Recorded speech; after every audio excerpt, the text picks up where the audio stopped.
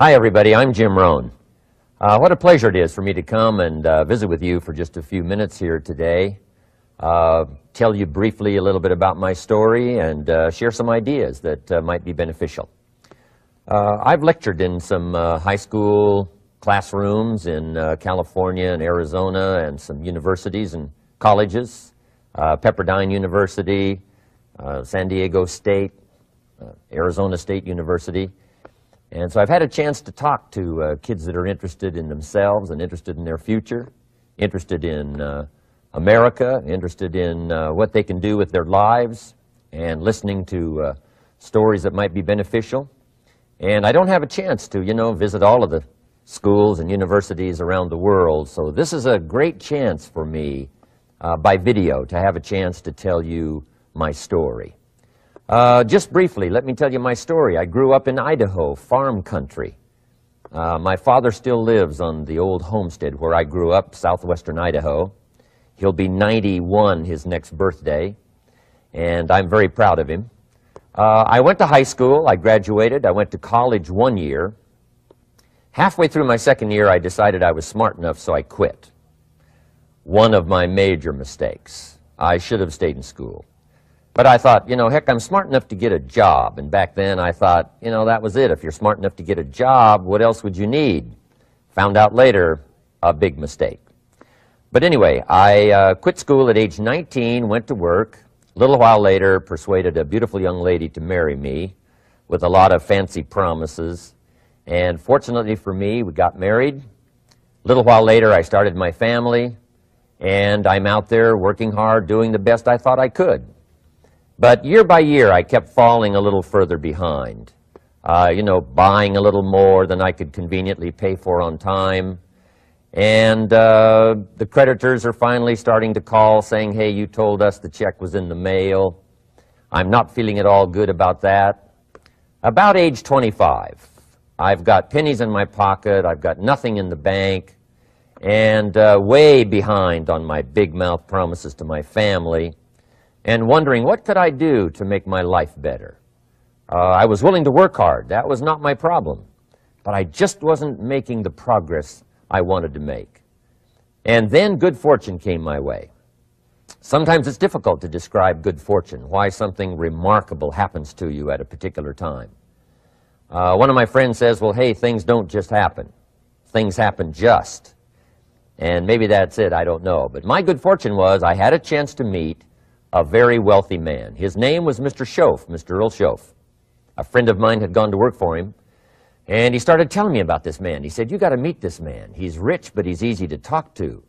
And he's got a remarkable philosophy of life. And he kept going on, and I thought, well, I've got to meet this man. So shortly after that, I had a chance to meet this Mr. Schoaf, and I was impressed. He was rich. He was easy to talk to. Within a few minutes, I was dazzled. And I said to myself, I would give anything if I could be like that, rich and easy to talk to. What would it take? And then I thought, if I could just get around somebody like him, and if he would teach me and coach me, I would do it all. And that was my good fortune. A few months later, this wealthy man, Mr. Schoaf, hired me and gave me a job, and I went to work for him, and I spent the next 5 years in his employ. And then, unfortunately, at age 49, he died. But I got to spend 5 years with this remarkable man, his last 5 years of his life, and the first 5 years of my new life. And my dream came true during that 5-year period. This man took the time to teach me and coach me. He taught me the books to read. He taught me the disciplines, and he taught me the skills. And he taught me the changes to make in my language and personality. And the things he shared with me during that 5 years changed my whole life. Changed my income, changed my bank account, changed my future. I've never been the same. By the time I was 31 years old, I was a millionaire. So he taught me economics as well. So how lucky can you get to meet the right person at the right time who takes the time to share with you ideas that can change your life? A lot of rich people, right, don't take the time, but he did, and he also had the ability. Some people want to share their experiences, but they don't quite know how to say it. But he had it all, and he used language that I could understand, and those ideas greatly affected my life. I wish he was still alive today. If he was, I'd be calling him today one more time, thanking him for the time he spent with me sharing his life and his experiences that so dramatically affected my life. Then, how I really came to be invited to speak to you today. 30-plus years ago, I was living in Beverly Hills, California. And a friend of mine one day said, "Jim, you've got to come and tell your story to my service club." He belonged to the Rotary Club. And he said, "I know your story. Idaho farm boy makes it to Beverly Hills." But he said, "I know my club members would love to hear your story. Would you come and at our breakfast meeting and tell your story?" And I said, "Okay." So I arranged a little talk, went and shared my story that morning, and guess what? They liked it. And my phone rang. Another club called and said, "Would you come and tell us that story?" My phone rings. Another club calls, said, "We've heard about your story. We have a luncheon meeting. Would you come share your story?" First thing I know, I'm spending a little piece of my time giving these breakfast talks and luncheon talks. And then one day, a man who heard my talk about 3 times said, "Would you come and talk to my management and salespeople?" He said, "I've got this little company going, and he said, if you would spend some time talking with my management and salespeople, I'd be happy to pay you." And I thought, wow, wouldn't that be something? Tell my story and my experiences and get paid? He said, "I'd be happy to." Little did I know, that was the beginning of a whole new, brand new adventure for me in sharing my story in speeches and talks and seminars and lectures. And now this business, it's become one of my most flourishing enterprises, takes me around the world. I went to many countries just this year, had my largest audience early this year in Spain, 12,000 people, 10 different languages being translated at the same time. The whole audience with the earphones on. It's interesting when you lecture with multi-languages. You know, when you hit the punchline, you know, the Spanish laugh first, and then the French get it, and then finally the Italians get it, and last the Germans finally get it. And then I say, "Hey, the Germans finally got it, I guess we can continue." You know, some languages take longer to translate than other languages. But what an exciting adventure for me. I was in Israel this year. I lectured in France, my first trip to Prague, Czechoslovakia, Lisbon, Portugal. Last year I was in London lecturing. Happened to be there the same night Pavarotti was singing in London. So, big dilemma for the people in London. Shall we go see Jim Rohn or shall we go listen to Pavarotti? Well, I must admit he had more people than I did, like 150,000 more. He did a free concert in Hyde Park, and they expected 250,000, but only 150,000 showed up because it rained. And they all got soaked from Prince Charles on down, but they sat in the rain and listened to Pavarotti.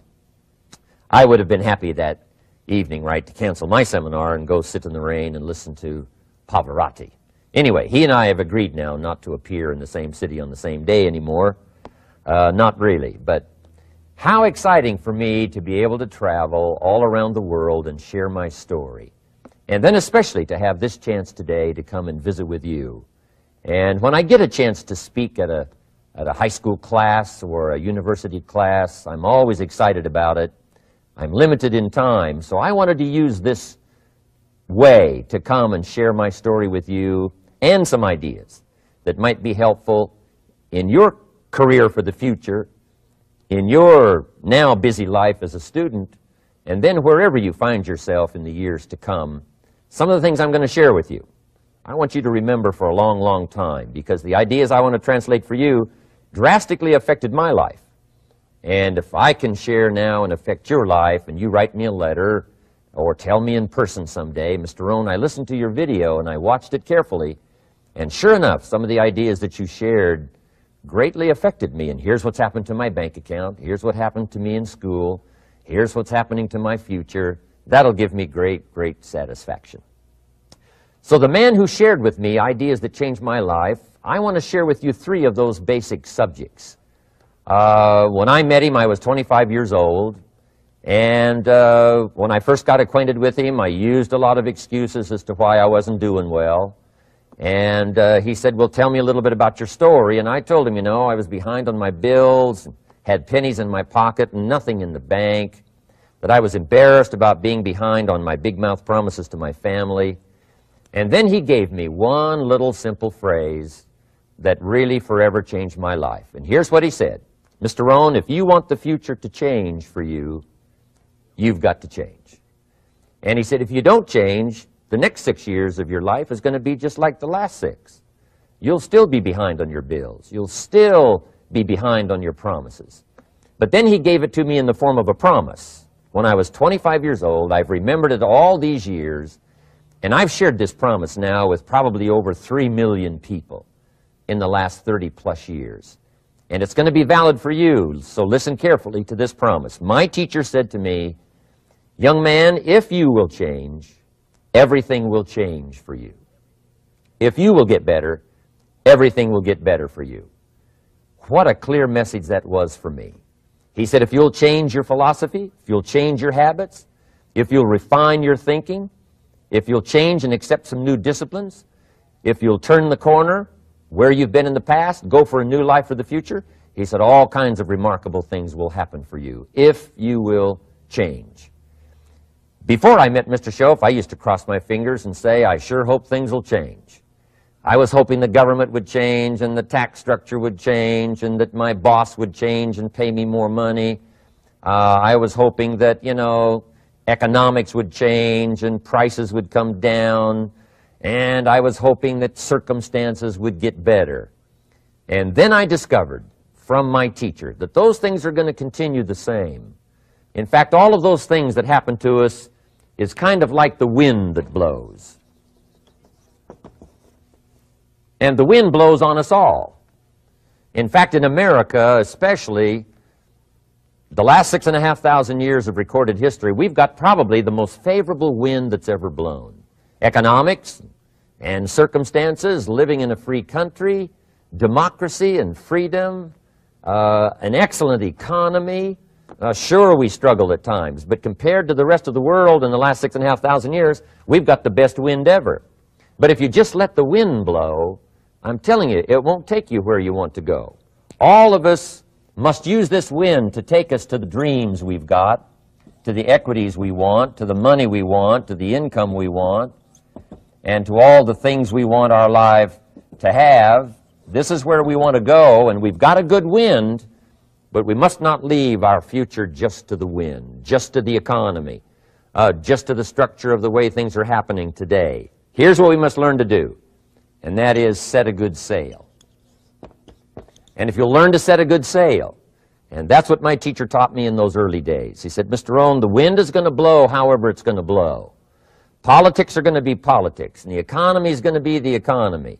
And however it turns out, that's the way it's going to be. What you must learn to do is not to wish for a better wind. That's naive. The key is to wish for the wisdom and the skills and the learning so that you can set a better sail. And so that's what I did at age 25. I went to work not on the economy. I went to work not on the community. I didn't go to work to try to change the government. I didn't go to work to try to change my boss or the company. I didn't go to work to try to change circumstances. I went to work to try to change myself. And I picked up that promise my teacher shared with me, that if I would change, my income would change. If I would change, my bank account would change. If I would change, my future would change. And sure enough, his promise came true for me. The first 6 years of my economic life, I wound up broke. Those pennies in my pocket, nothing in the bank, behind on my promises. The second 6 years of my economic life, I wound up rich. But interestingly enough, the second 6 years of my economic life, the government was about the same and the economy was about the same. You know, the companies were about the same. What they paid was the same. Circumstances around me were the same. You know, my negative relatives were the same. But I was not the same. That's how my life changed. And that's how things started working for me, changing my life all those years ago. So that's what I wanted to share with you to begin with, this beginning of what Mr. Shoaff shared with me, that if I wanted my life to change, this was what I was going to have to do. And so he broke it down into 3 subjects that really made an impact on my life, and I want to share those with you. The first subject he called personal development. And the second subject he called setting goals. And the third was how to become financially independent. And I'd like to give you just a few clues from those three major subjects that so dramatically affected my life. And let's get started. The first one is personal development. Now, in illustrating personal development, Mr. Schoaf, my teacher, started with money.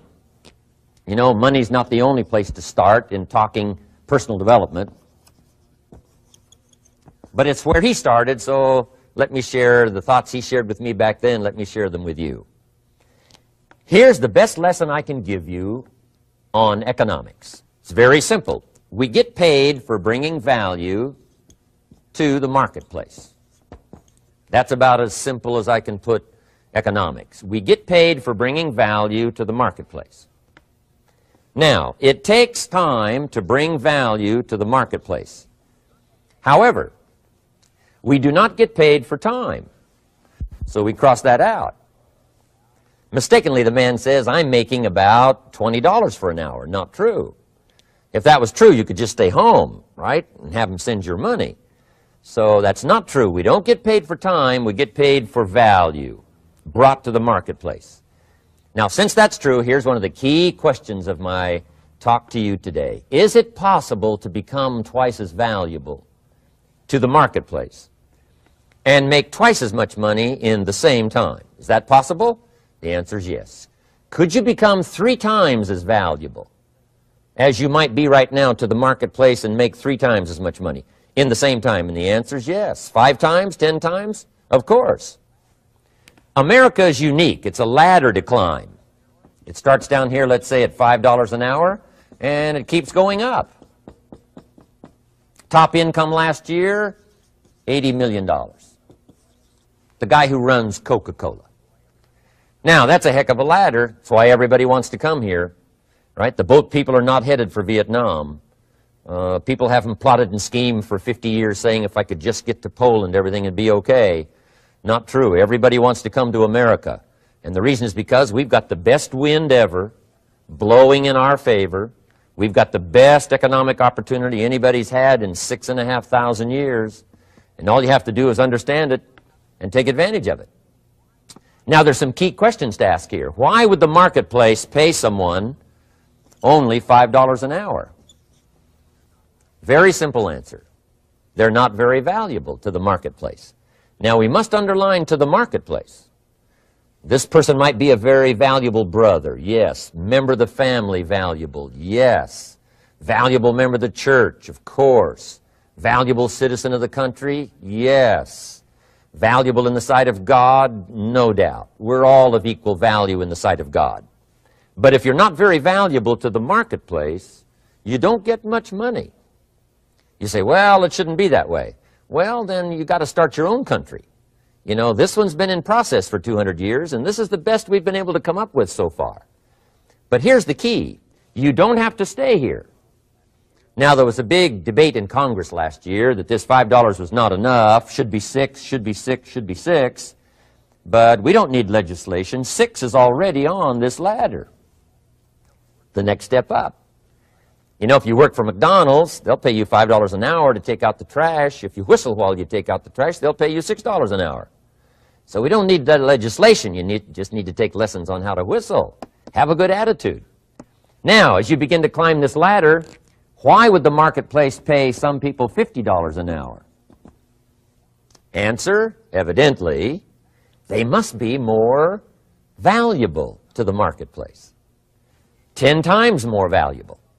And is that possible for someone to be 10 times more valuable and earn $50 an hour instead of 5? And the answer is yes. That's what America is all about. Now, why would the marketplace pay some people $500 an hour? Evidently, this person must be much more valuable to the marketplace. That's what's important to understand, to the marketplace. And would the marketplace pay one person $80 million for 1 year's work? And the answer is, of course. If you helped a company make $1 billion, would they pay you $80 million? I'm telling you, it is possible. And that's why America is so exciting. That's why this financial ladder is so exciting. It's possible for all of this to come true for all of you, no matter where you start. As a student in school, just getting started out there in the workplace, this is all possible for you. Now, Mr. Shoaff gave me the clue on how to climb this ladder as high as I wanted to climb. Now, we're talking primarily economics here. There's a lot of other ways to become valuable to your family, valuable to your friends, valuable to the community, valuable to the team, right? Valuable to the team effort, valuable to the concert. But here's what he said to me. In climbing this ladder economically, all you have to do is work harder on yourself than you do on your job. Once I heard that, it made sense to me. I kept hoping that everything else would change around me, found out that if I went to work on myself, worked on my skills, worked on my language, if I became better than I was each year, if I grew in skills and language and vocabulary and competence, then I would become attractive to the marketplace. Not very long ago, a company called me and said, Mr. Rohn, we're expanding internationally. We'd like to have a bit of your expertise to help us. Would you give us a bit of your time? We'll add some millions to your fortune. And I said, okay. And I thought later, isn't that interesting? They would call me. Then my second thought was, of course they'd call me. Who else would they call? I can get the job done. Now, what a contrast for me, farm boy from Idaho, raised in obscurity, parents of modest means, broke when I was 25. How come I would get a telephone call and someone offer me a lot of money to help them in expanding around the world? Simple answer, evidently. Something happened to me between age 25 and where I am today. And I can tell you where it all started.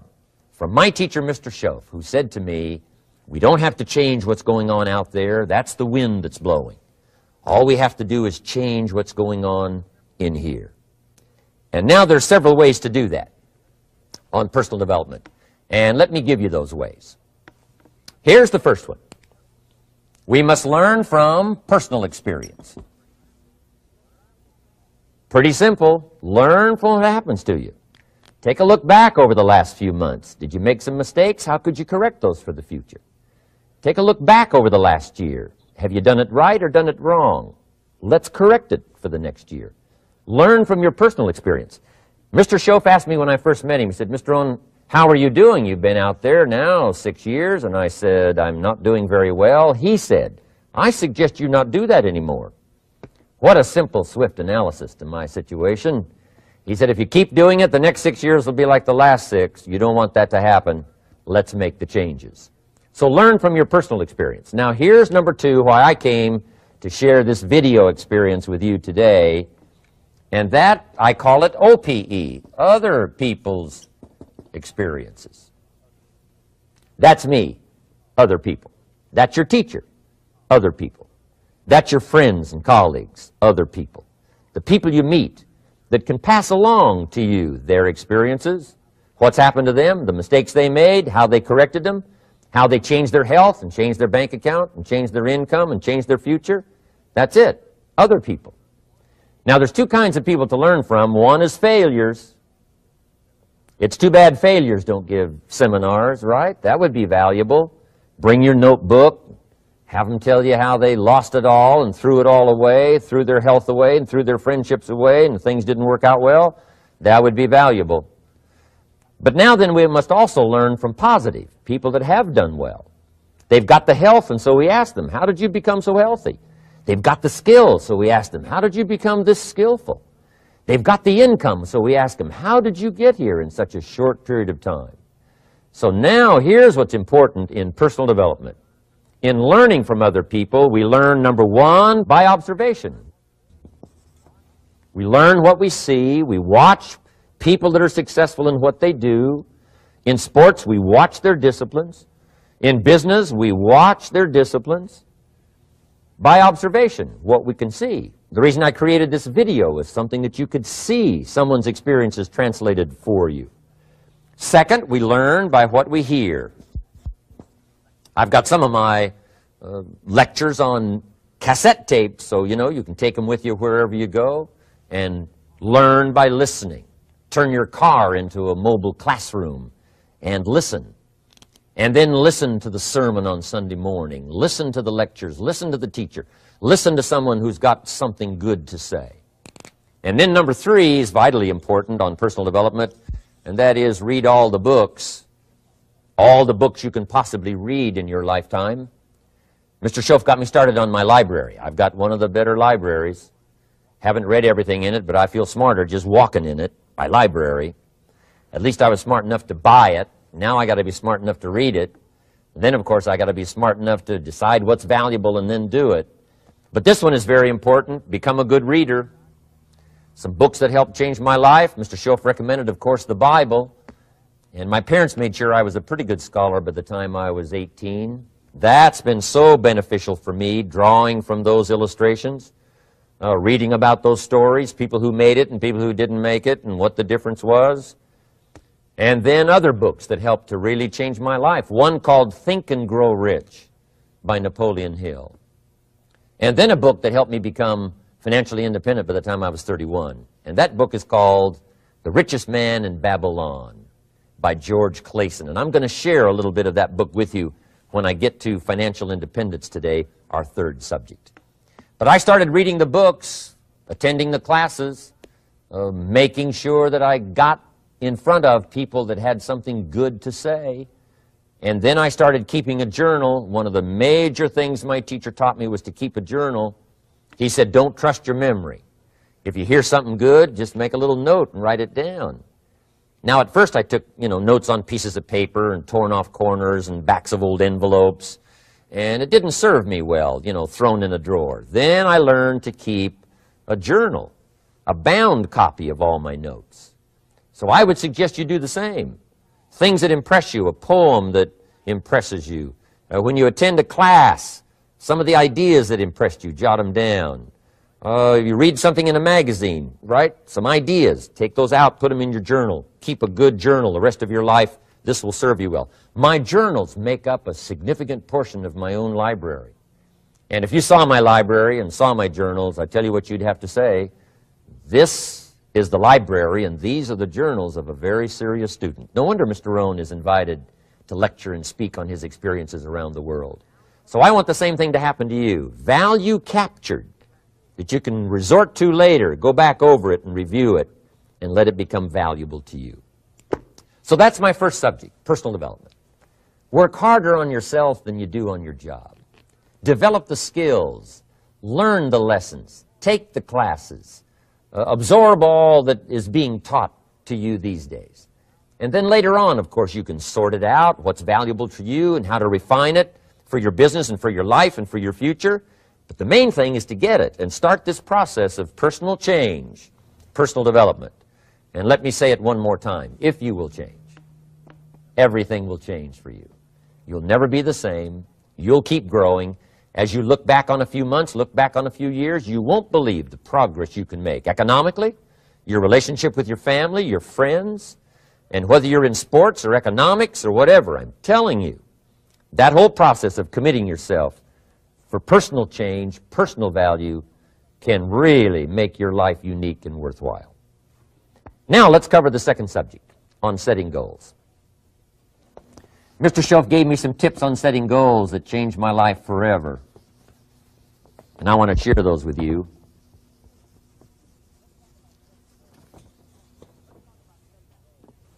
So let's talk about setting goals, and I also want to tie it to personal development, and you'll see how I'm going to do it as I progress here. Setting goals.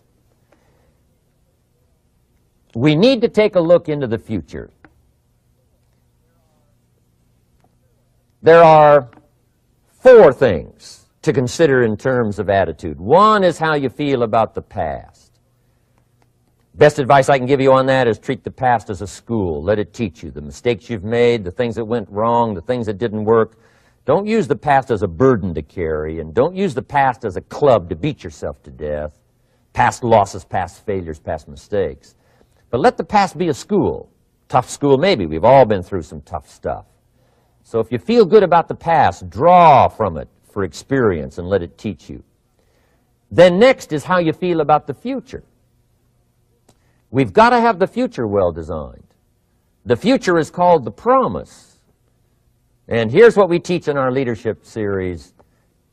The promise of the future can be an awesome force for your own future. The promise of the future, designing the future. There's two ways to face the future. One is with apprehension, and the other is with anticipation. I promise you, in my travels around the world, most people face the future with apprehension. And here's why. They don't have it well designed. They've sort of left that up to someone else to fix. But here's the best way to face the future, with anticipation. And you can face the future with anticipation if the future is clear, if the future is well designed. And I would like to have you consider some thoughts with me that help me to really change my future by giving it some thought and some consideration. And here it is. In setting goals, it's very simple. Number one, decide what you want. You just take a little time. You sit down and say, what do I want? What kind of skills do I want? What kind of income do I want for the future? What would I like? Where would I like to go? Places I'd like to visit? Habits I'd like to acquire? Skills I'd like to have? You just take a little time to think about what you want. Economics, friendships, people you'd like to meet, places you'd like to go. You just take some time. And then I suggest, when you've thought about what you want for the future, make a list. Just jot it all down. It's really a very simple process. And then here's number three. Keep all the old lists. I'm telling you, this served me so well, keeping my old list of goals. I look back now 10, 20 years ago at goals I set, lists I made, and I smile now because here's what I thought was so important, 20 years ago. Now some of those things aren't even on my list. I've got a new list. I've grown. I've changed. I've matured. But I give you that advice. Decide what you want. Number two, write it down. Number three, keep the old lists. And then here's number four. When you get something that's on one of these lists, check it off. Part of the fun of having a list is checking it off. And then if you can add some drama to checking it off, see, that's what really helps. I set a goal to go to Spain many, many years ago. And when I finally made my first trip to Spain, I had that journal with me that had that list in it. And while I had my journal on my lap, waiting for the wheels to touch down in Madrid, I waited until the wheels touched the runway, and I checked it off. Just adding a little drama. So, part of the fun of having a list is checking it off. Now, here's what's important about the lists and designing your future. If the future gets clear, the price gets easier. Because you got to remember, for every promise, there's a price to pay. Everybody's got to pay the price. Everybody's got to do the deal. Everybody's got to do the disciplines. Everybody has to pay. But here's what I've discovered. If the promise is clear and powerful, the price is easy to pay. The price is some classes. The price is a few books. The price is a few disciplines. The price is finding something that'll make your life better, make you grow, make you change, make you develop. So the first part of the key is to design the promise. Then, what is the price to pay? I'm telling you, the price will be easy. Anybody in my audience can pay it, no matter where you are, where you come from. Color doesn't matter, religion doesn't matter, where you grew up doesn't matter, circumstances don't matter. I'm telling you, if you'll make the promise of the future clear for yourself, the things you want, the places you want to go, the things you want to have, the person you want to become, the skills you want, the homes you want, the future you want, the friends you want, all of the values of life that you could possibly want. If you'll make that clear, make those lists, and be serious about it, I promise you it's an easy price to pay. Anybody can pay it. And the best advice I can give you is, if I can do it, you can do it. Farm boy from Idaho, raised in obscurity, I changed my life, turned it upside down, turned it all around, found economics, found future, found promise, and if I can do it, you can do it. So, start setting your goals. and see if you can't get a better excitement going for the things you want to accomplish for the future. Now here's my third subject, and that's called financial independence. Oh, by the way, before I get to financial independence, let me cover one more point. One of the major reasons for setting goals is for what they make of you in achieving them. My teacher advised me when I first got started at age 25, he said, "Jim, why don't you set a goal to become a millionaire?" He said, "It's got a nice ring to it. You know, enough zeros to impress your accountant." And he said, "I'm here to help you. You're only 25 years old. You've been to 1 year of college. You've got a beautiful family, every reason to do it. Why don't you set a goal to become a millionaire?" And he said, "Here's why." And I thought, he doesn't need to teach me why. Wouldn't it be nice to have $1 million? He said, "No, then you'll miss it." He said, "Here's why. For what it will make of you to achieve it." I'm telling you, that statement changed my life. Set the kind of goals that will make something of you to achieve them. He said, "Now, once you become a millionaire, what's important is not the money." I thought, that's kind of strange teaching. He said, "Honest, it isn't important." He said, "You could just give the money away." Now, I did better than that. I lost it all. By the time I was 31, I was a millionaire. By the time I was 33, I was broke. And I'll tell you a little bit about that story later. But when I lost all my money, guess what? I found out Mr. Schoaf was right. What was valuable was not the money. What was valuable was what I became to earn the money. The skills I had, the knowledge I had about the marketplace, the values that I had going for me. They were more valuable than the money. And here's an important statement to remember. It's not what you get that makes you valuable. It's what you become. So part of the key here is to set the kind of goals that will make something of you. Don't set them too low so that you don't have to grow and you don't have to read and you don't have to try and you don't have to stretch. Don't set them too low. And then don't sell out. Don't go for something that's going to cost you your virtue or cost you your values or sell out your principles. There's a good middle road here to follow. Goals that will inspire, goals that will help you grow, change, develop, and become better than you are. Okay. Now let's talk about financial independence. How to become rich by 40, 35 if you're extra bright, much sooner if you find an opportunity like I did. Let me show you how I did it. Financial independence. First of all, I like the phrase financial independence. Some people are a little bit concerned about using the word becoming rich or becoming wealthy, and I can understand that. I struggled a little bit with this. Is it okay to go for becoming rich, go for becoming wealthy?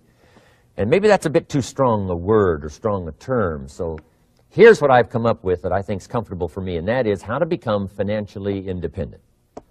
I think it's every person's heritage here, especially in America, to become financially independent. Now, let me give you my definition of financial independence.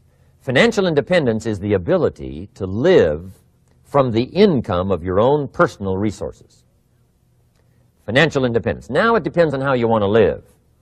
If you need $2,000 to $3,000 a month, if you need $4,000 or $5,000 a month, if you need $10,000 a month, some people may need, $100,000 a month. But whatever you would need to live, and you could earn that living from the income of your own personal resources, that's what I call financial freedom, financial independence. And let me show you how to acquire it. If you start at age 15, between ages 15 and 35 is 20 years. And in my personal opinion, based on my own studies and my own experience, 20 years, in my opinion, is enough time to become financially independent.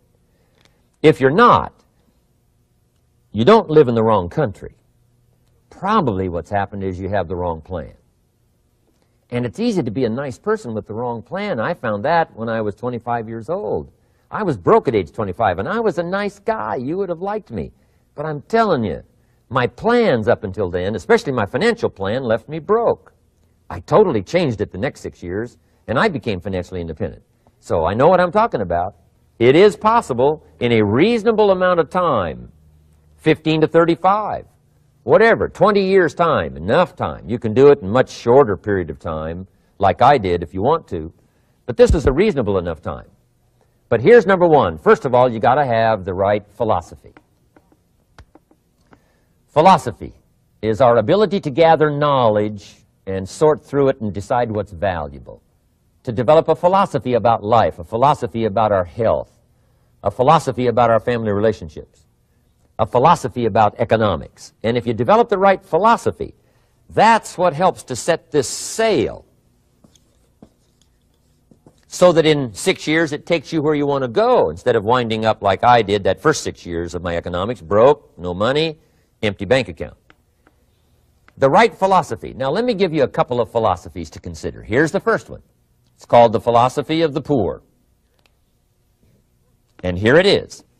Poor people usually spend their money and invest what's left.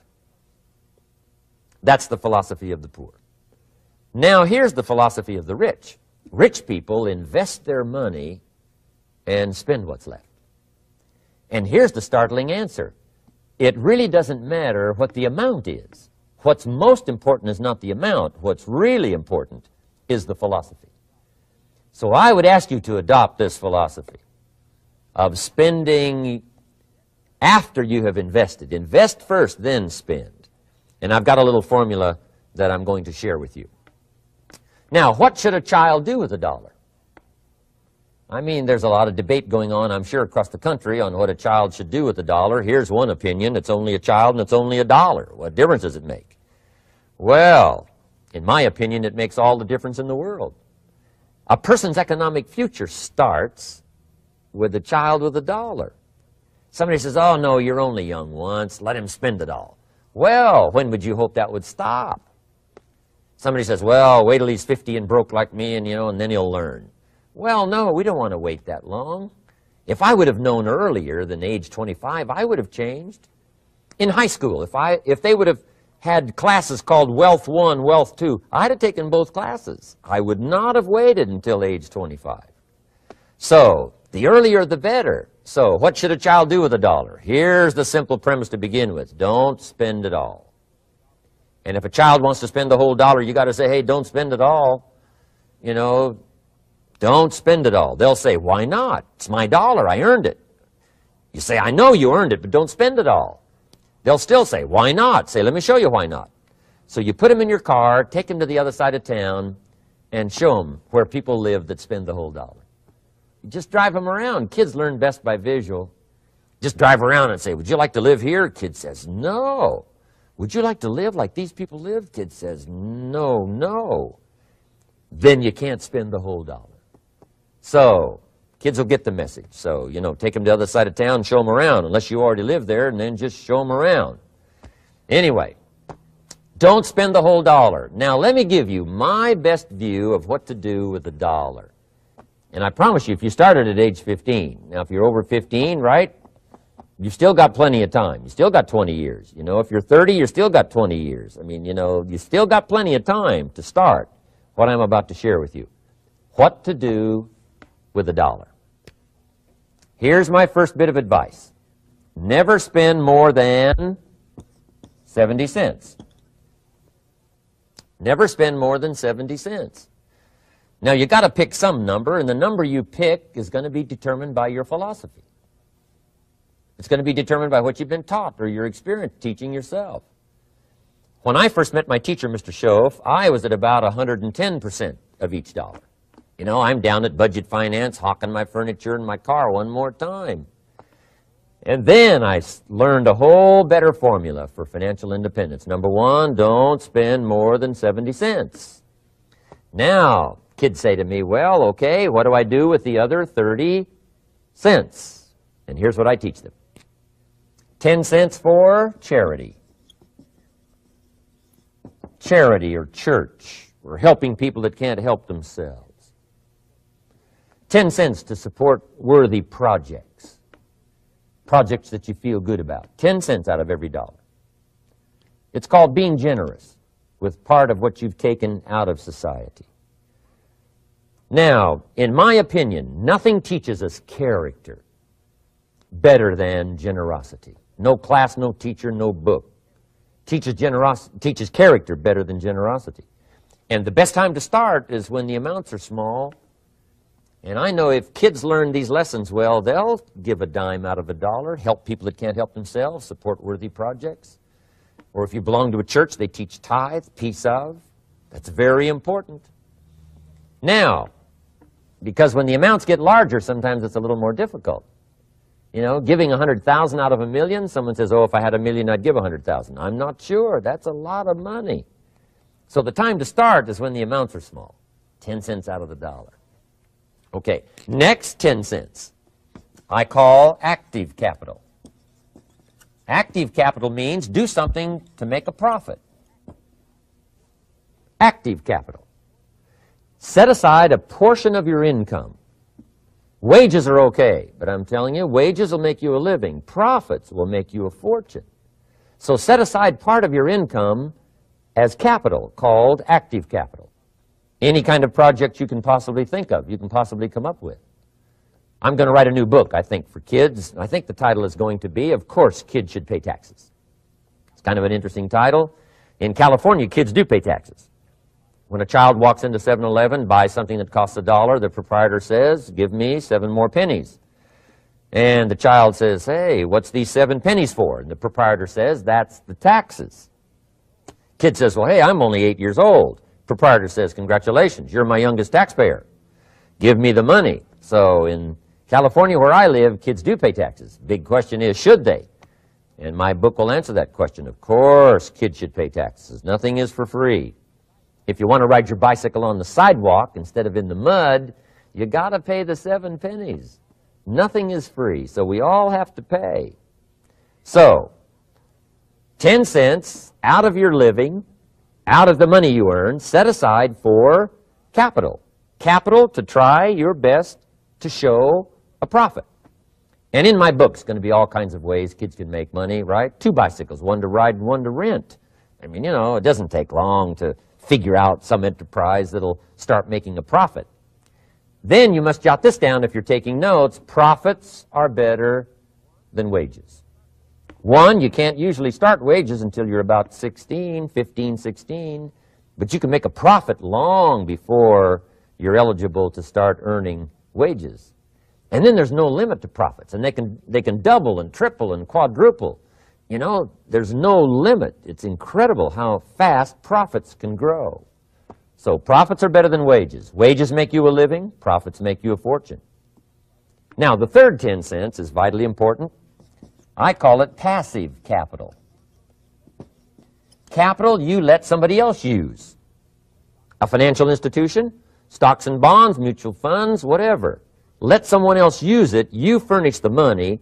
They use it to make a profit, but they pay you for the use of it, called interest. And here's one of the things that will make you financially independent fairly quickly, and that's called compound interest. And this is how you get it. Letting someone else use a portion of your money, your substance.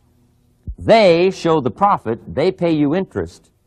And this passive capital, I'm telling you, over a sustained period of time, if you'll develop this little 10, 10, 10, and 70, especially starting at age 15, I'm telling you, by the time you're 35, you will be financially independent. You'll have the ability to live from the income of your own resources. And then one more point on passive capital. There's a Bible philosophy. I'm an amateur on the Bible. But there's a Bible philosophy that teaches the borrower is servant to the lender.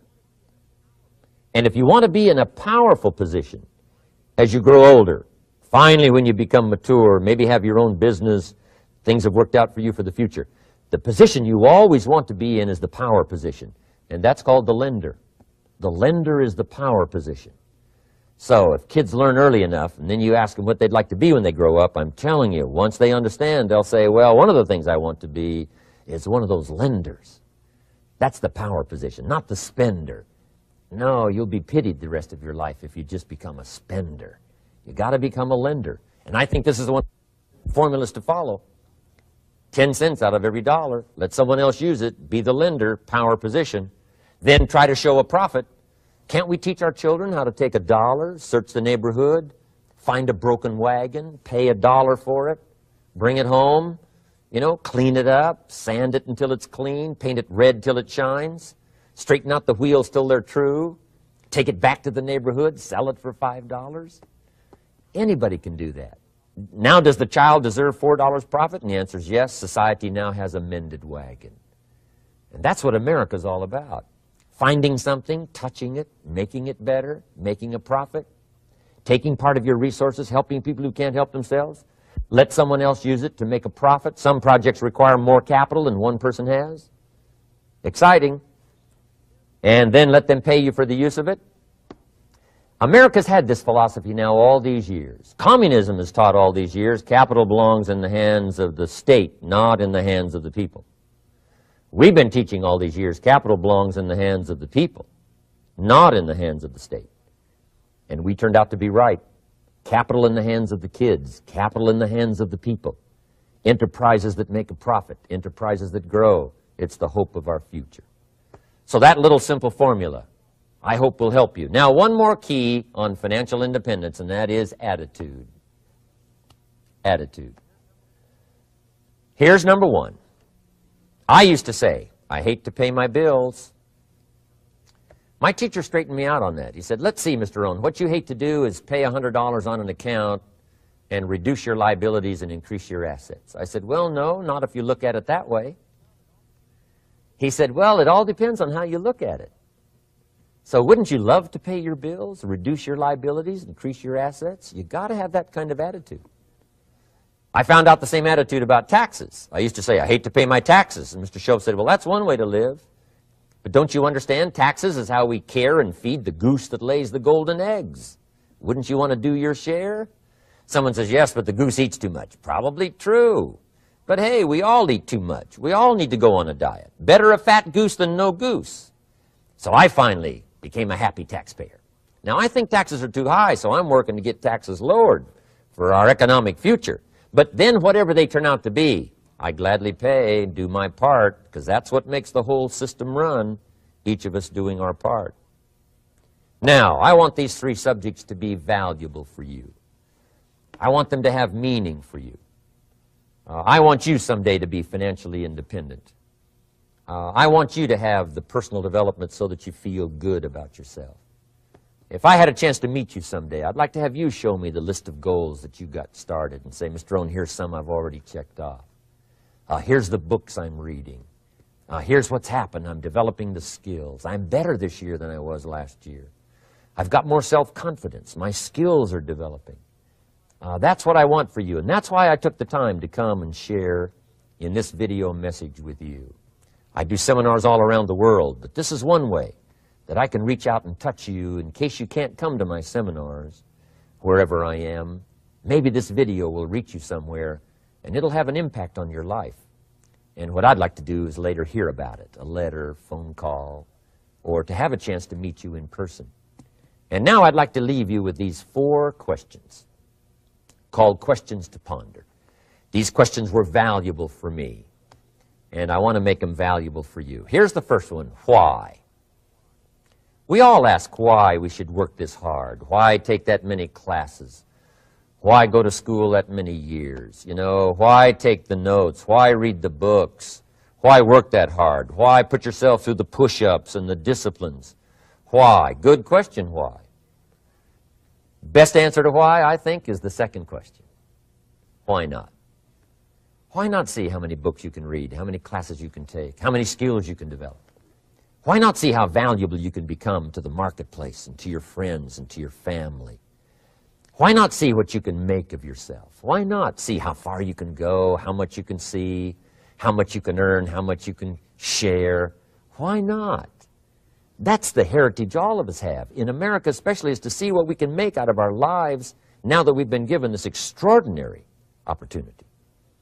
Now, my third question I'd love to ask you in person. But since I can't do it in person, I want to ask it of all of you. But I want you to take it personally. And my third question is, why not you? Why not you? With good self-esteem. Why not you starting to change and setting goals?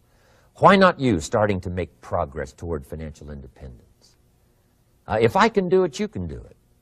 I wished I had a lot more testimonials here today besides mine. a whole steady stream that would come by and tell you their story. Someone who started with nothing, finally run a big enterprise. A mother who was on welfare, now she owns her own business. In addition to my story, I wish I had a lot more. And if all of them told their story, guess how they would probably wind up their story? They'd probably say, just like me, why not you? If we can read, you can read. If we can change, you can change. If we can figure it out, you can figure it out. If we can turn it around, you can turn it around. There isn't anything you can't accomplish. That's what those testimonials would say. And so I want to say it to you personally. Why not you? You've got the brains. You've got the stamina. You've got the vitality. You've got the interest. You've got your life ahead of you. You've got the future. You can do it. If anybody can do it, you can do it. If one of us can do it, hey, we all can do it. And now here's my last question. Why not now? This is a good time as the 20th century starts to wind down, a few more years as we get ready for century 21. What a good time to set your goals, work on yourself, work on your skills. What a good time to get it together. What a good time to start this process. Personal development, growing, changing, developing, having a good plan for your money and for your life and for your future. Why not now? And I hope I have a chance to see you one of these days and share with you the experience, the reaction, the response you might have had from my message today. And until I get a chance to see you on this side of the world or the other side of the world, in some school or some seminar, or maybe I'll come and speak for a company that you work for someday. I hope I get a chance to meet you. Until then, I wish you the best. I want all that I've gotten to be yours and much, much more. God bless. Goodbye.